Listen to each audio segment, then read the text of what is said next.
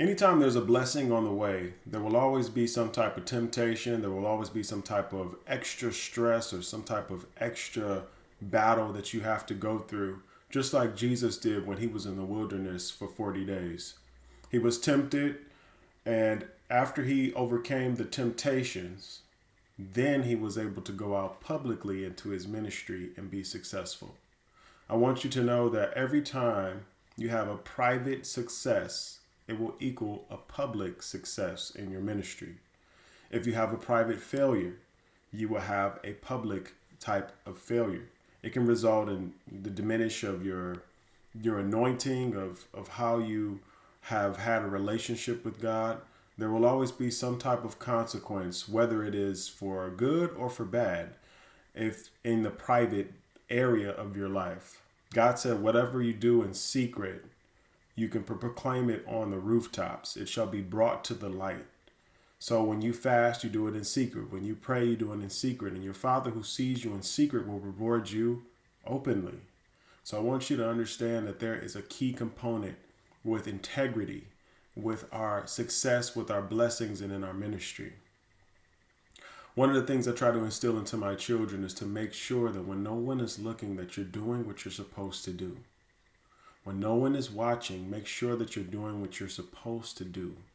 Why? Because then you can have joy and you can have peace in your conscience when it comes time for reflection or the report card or the interrogation or the questioning. You can actually have a clear conscience when you communicate that God can deliver you when God has delivered you. When you walk in full obedience to God, you can proclaim God will bless you when you're obedient because you have literally experienced and seen it.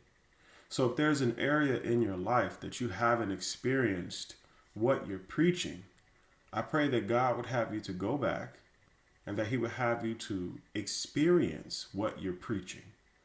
These are one of the qualities that I take into consideration when I'm listening to someone preach. I'm discerning as to whether there's an alignment with the fragrance of that person's life in the spirit with what they're saying. Jesus said, listen to what the scribes and the Pharisees tell you because they sit in Moses' seat, but do not do after they do. He was saying, listen to what they're telling you because it's literally correct, but their actions don't align with what I'm actually saying. They're omitting the parts of mercy and justice. And so I want you all to know that God is always watching. He's always looking to see who is going to glorify his name in secret. That's why he blessed David. He blessed David openly in front of all of his brothers because while David was in the throes or the work of shepherding, he was praising God.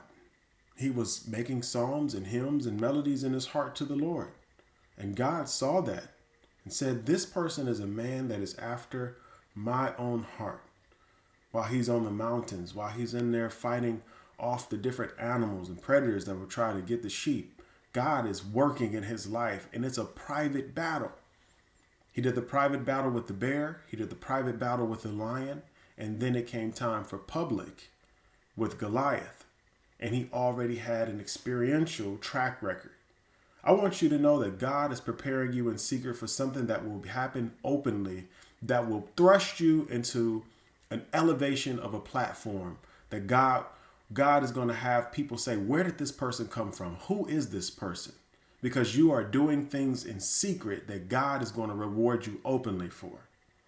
Continue to press, continue to seek, and know that your blessing is really, really close when the battle turns up, when the heat turns up, when there are things coming from every side. That's when it's time to buckle down even harder. That's when it's time not to fold under pressure. That's when it's time, they say, keep 10 toes down. I say keep your 10 toes down, and also make sure your prayers are going up. Make sure your knees are hitting the ground. Make sure those prayers are going up to God. Make sure you're staying in his word and in his presence, basking in his worship. And next video that I'm posting will be the worship songs. It will be the Christian worship songs, the Christian worship rap music, because I listen to worship when I'm worshiping, but when I'm working out, I need Christian rap. And sometimes when I'm driving, if I'm sleepy, I need some Christian rap to kind of wake me up too, because the worship melodies will put me right into a peaceful state where I need to be a little bit more alert. So I hope you all are doing well. This is Miles B. I'm not stopping. You don't stop either. Let's glorify God until he returns.